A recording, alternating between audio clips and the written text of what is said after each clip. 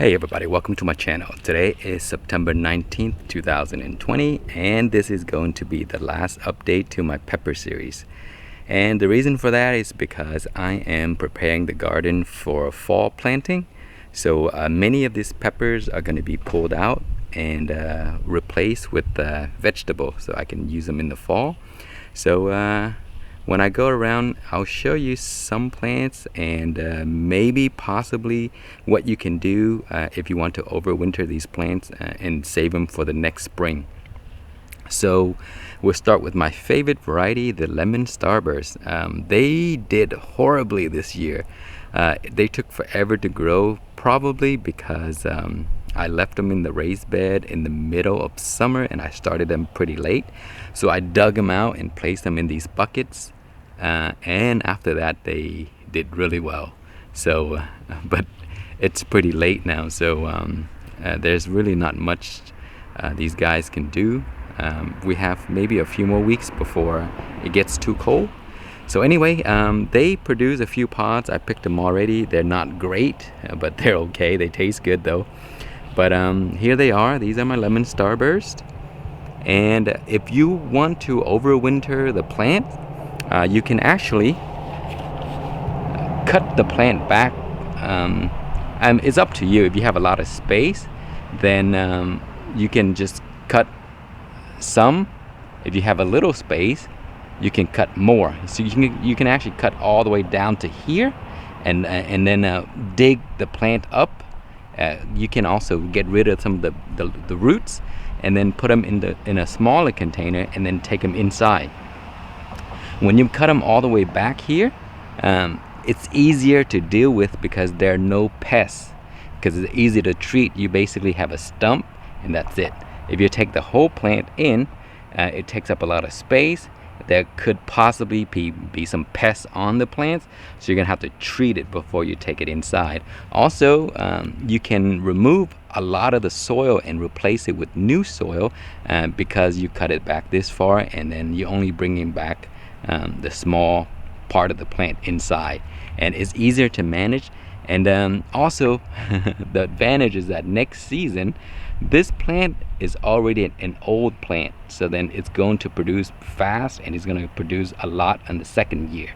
So if you want to overwinter, do that. I have an overwintering video I can link you guys, so you can also watch that and follow it. Also, I do this a lot every season. You can actually cut branches. Just cut a good sized branches, usually the ones that are straight.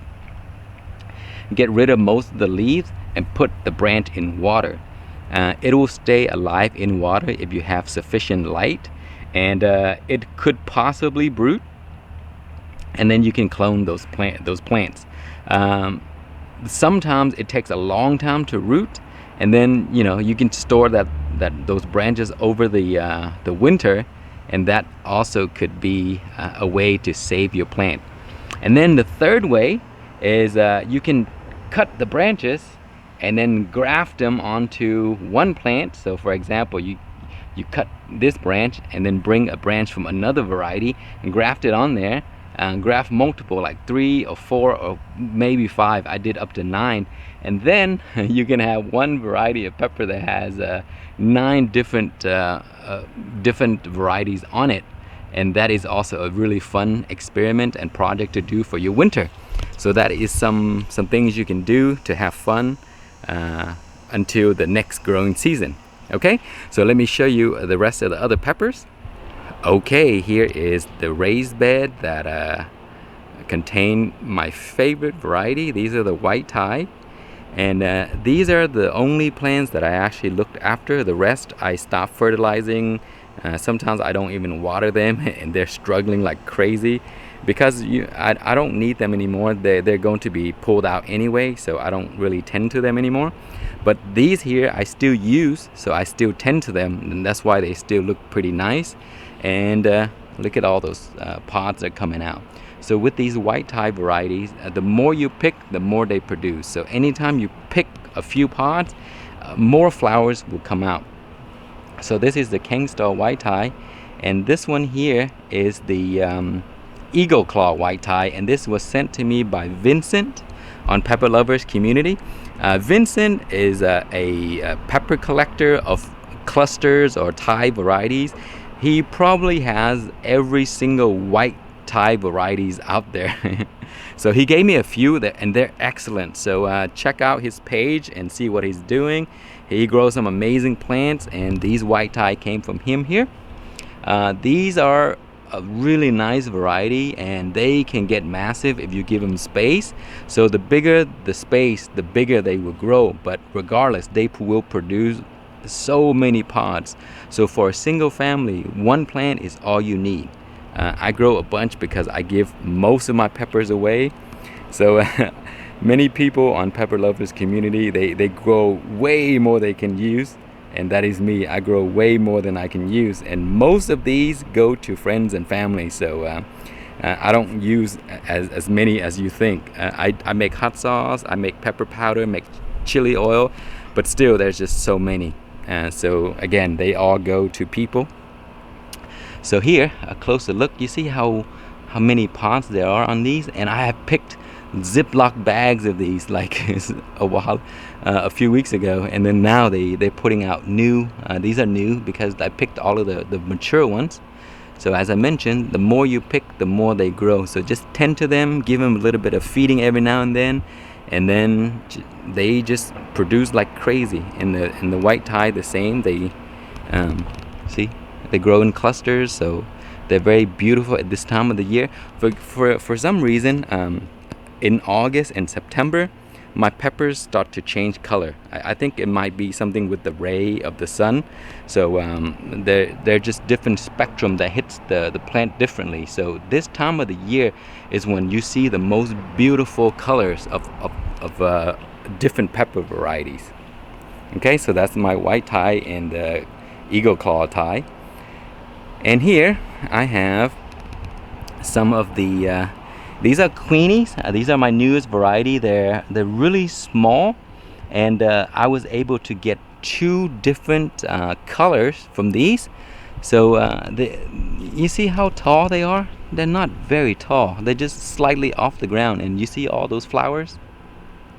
And these are pretty tasty, and there's no heat in them, or maybe there's just slight little heat that tingle your tongue a little bit.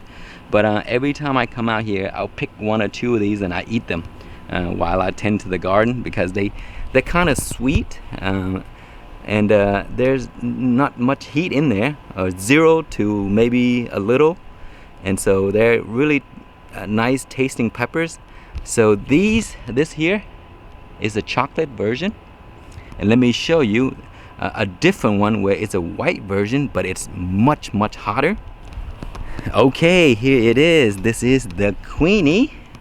So named it my wife was upset that she didn't get a pepper named after her. So there's a Linda, which named after my baby, and then she's like, I need one. So she loves the white Thai variety, so then we named this after her because it looks very similar to the white Thai, her favorite. But there they are. This is the white version. So it grows like this. You see, not in a cluster, but like they're very close to each other. And then they're very productive. And you see how big they are? They're not very tall. It's like a few inches tall, and they produce a ton. So they're like ornamental plants that is very spicy. And then the chocolate version, cousin to it, has no heat. So it's very interesting, and I separated them so I make sure they don't cross with each other, so I can keep what they look like. Okay, so while we're here, you see I have already started my arugula, so many of these pepper plants here will be pulled out. This one here and this one here, these are test plants. I grew this in a little bottle, and I pulled them out and I put them in this bucket, and they started to take off. And then back there, that is the peach pumpkin, Gangstar peach pumpkin, and that is the biggest plant I have this season. It's enormous. See, it goes from here all the way to there. Very productive.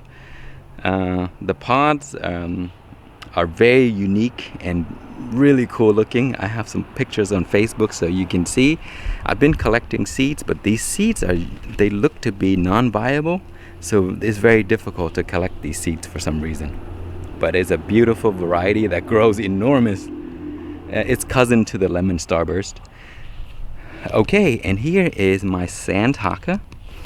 So for those that don't like too much heat, a little good flavor and excellent for cooking.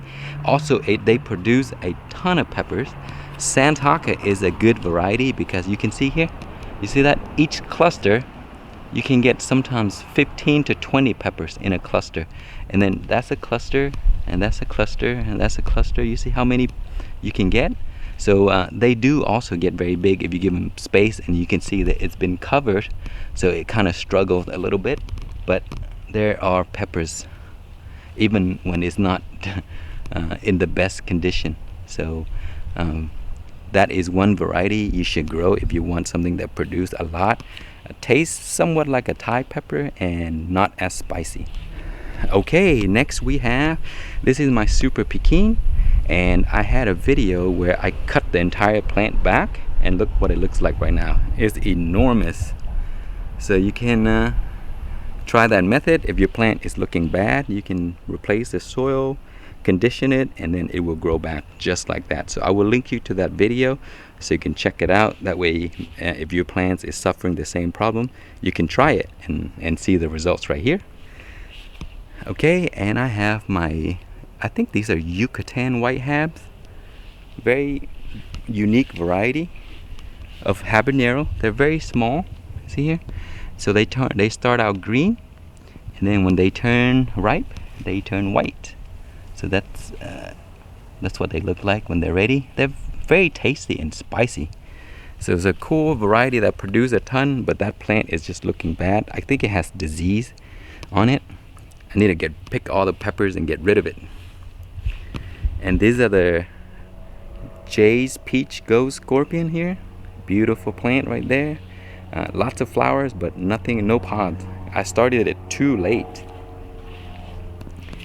Okay, and this raised bed here is full of plants that I've been experimenting with. This here is a Malagueta Thai. This is a cross by Peter Stanley. It's a very productive variety, and I will show you why in a second, because I have a plant that is full grown. So I started this guy in a whiskey bottle. You may have seen it before, and then the whiskey bottle just wasn't enough, and the plant is not doing too well in the bottle because it drinks up all the water every day, and it's just so much work. So I pulled it out. So if you have grown in a whiskey bottle before, the roots get massive, and it goes and it basically take up the entire space of the whiskey bottle, and it's very difficult to take it out unless you break the bottle. But I didn't break the bottle, and I just yanked the plant out. I wanted to see what happened, and there was like a few bits of the roots left, and I put them in a small container in the shade, and I condition it back to life, and here it is. It's alive. It's from the whiskey bottle. So you guys can try it if you want to. Sometimes you could save the plant. And as I mentioned, you see this time of the year, the spectrum of light caused the peppers to turn like black and sometimes really dark purple. And here is a Sriracha Hornet, and this is a clone. So not having any pods. Maybe there's one. I saw one somewhere around here. I think there's one somewhere. But that's a clone, and this is a clone. Those over there, that's a clone also. So you can propagate or clone whatever. Some people don't like to call cloning because they get too technical. But propagating, cloning, whatever. Those are grown from seed, direct sow. I sowed them right into the soil, and it finally got that size. It's not gonna do much. They're flowers, but they're not gonna make it. And here is a very unique variety.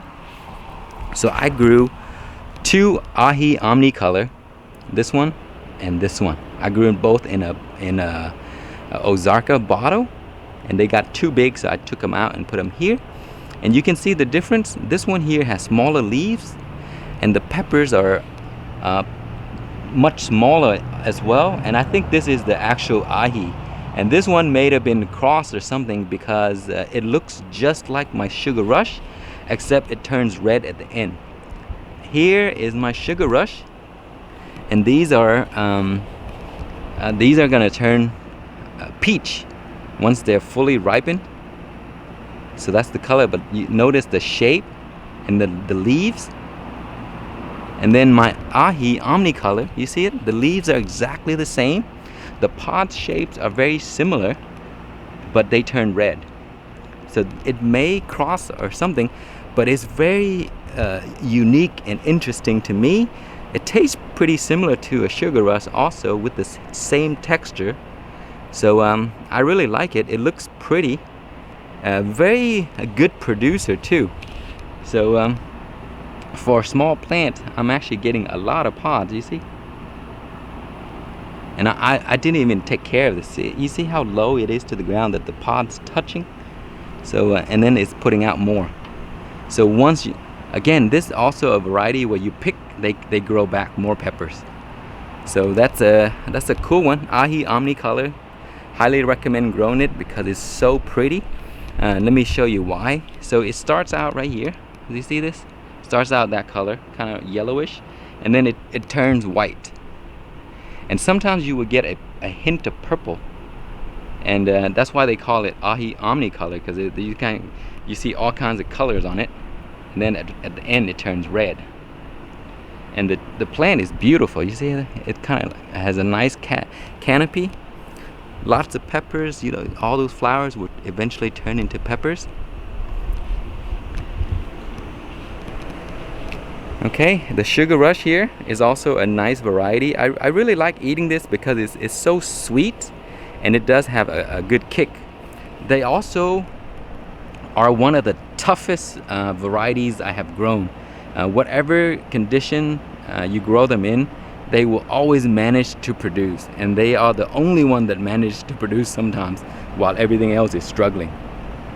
So if you want a tough variety that is kind of like a sweet variety, not hot, I mean it's hot but it's not a super hot, good for making salsa, guys. Try these in salsa because the peppers has really thick wall structure, and it has a really nice aroma to them too, and it's very sweet. So you put them in salsa, it tastes really good, and they can get massive, and they can produce a lot too. So it's a good variety. I like growing these. They're very low maintenance. Okay, here is the Malagueta Thai that I was talking about, a cross from Peter Stanley. And I stopped fertilizing, I stopped doing anything, I stopped caring for the plant. So that's why it's started to turn yellow, because it's probably, you know, when you grow them in container, it's probably ran out of nutrients and all that stuff. So it started to change color. But look at this, guys. You see this? There are so many branches, and at every branch there are at least 10 peppers. And then as you go up, so you see there's just so many that I stopped picking, so they start to dry on the plant. So look at this. So I think if I fertilize correctly, I'm gonna even get so much more.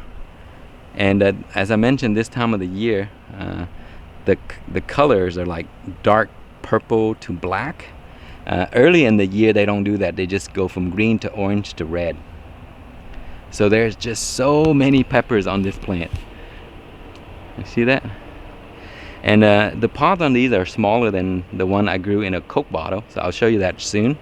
But I can look, that's just so many pods. I don't know if the camera can capture all of it, but there's just so many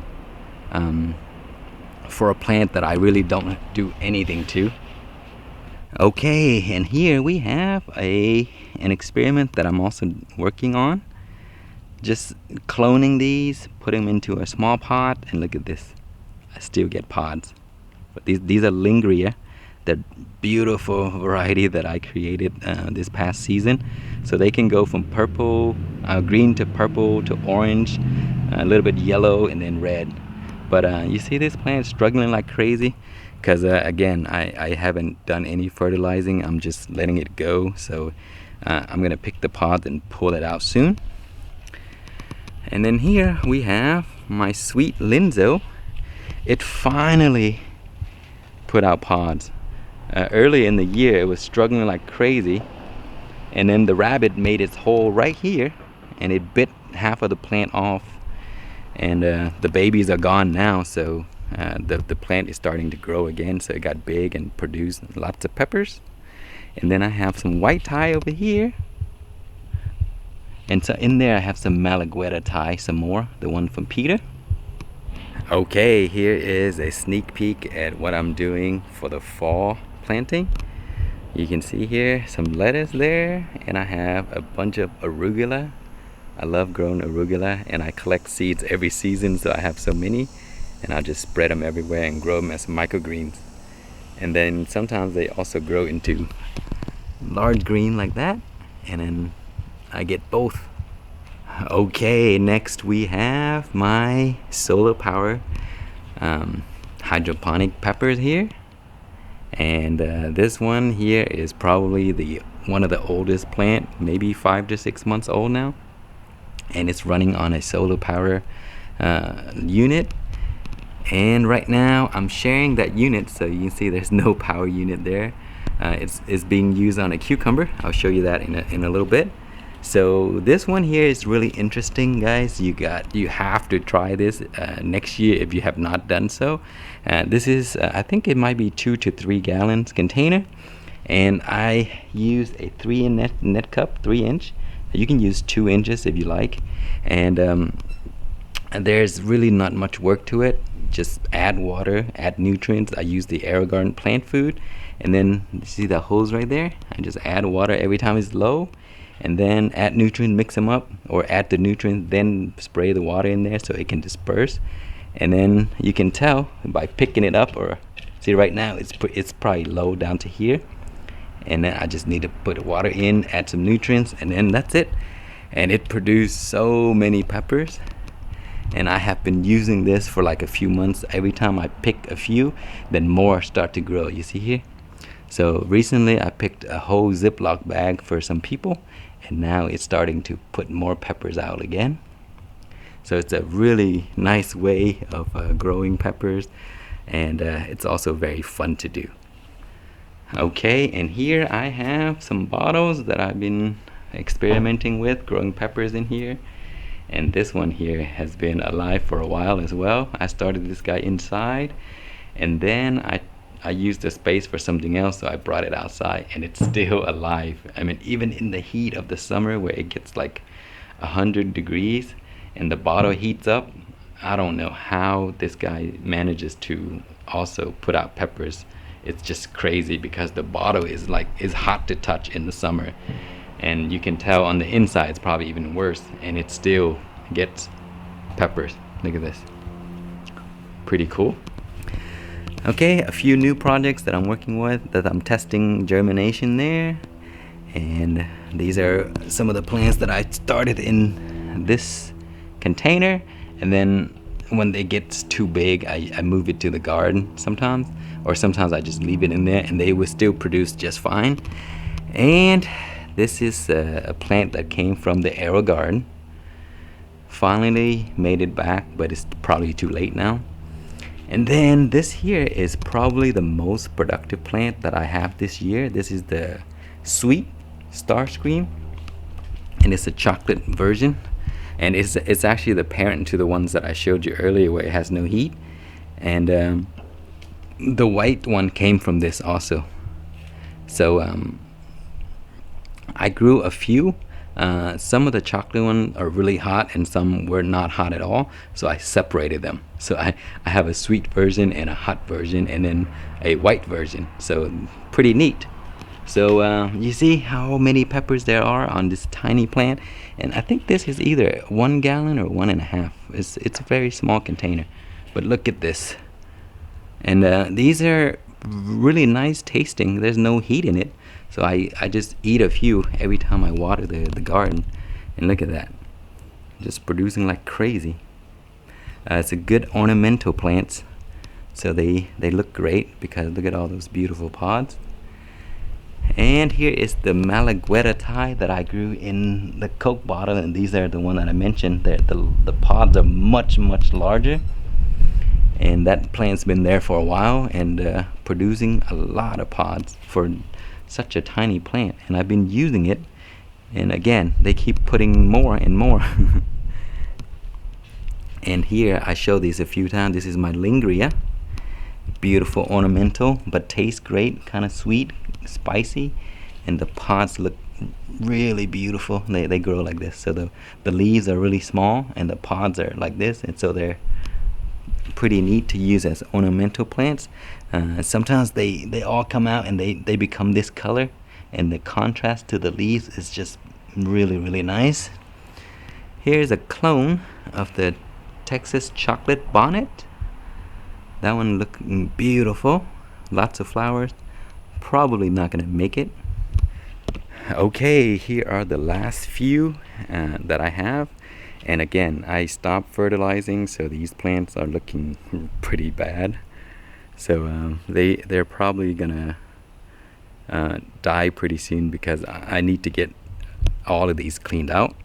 So this one here has pods left. I picked so many already, and there's a lot of them that I didn't pick and they fall off. I picked some for seeds, I picked some to use, I picked some to give away, and still have a lot. See, these are really neat, extremely heavy producer. It's a great variety. That's the Starscream again. And then this is the earlier version. So the seeds from one of these here, that's how I grew those. And these are overwintered, so that's why they look pretty beat up and old now. So older branches, the plants are pretty big, and you see I stopped collecting pods. So these are dry, so they're good for seed saving. If you collecting seeds, those are the good pods to save. Same with this. And then this one here is another Lingria, and the branch broke. I think the rabbit chewed on it also, and then 2 more branches came out, and then there are pods right there. So that is it, guys. That is the wrap up for the season. My super hots didn't do great this year. The closest to super hot was probably the lemon starburst, and that didn't do well. But my other varieties, they are crazy producers. I have so many pods right now. Some in the freezer, some I made hot sauce, some I made powder, and a bunch I gave away.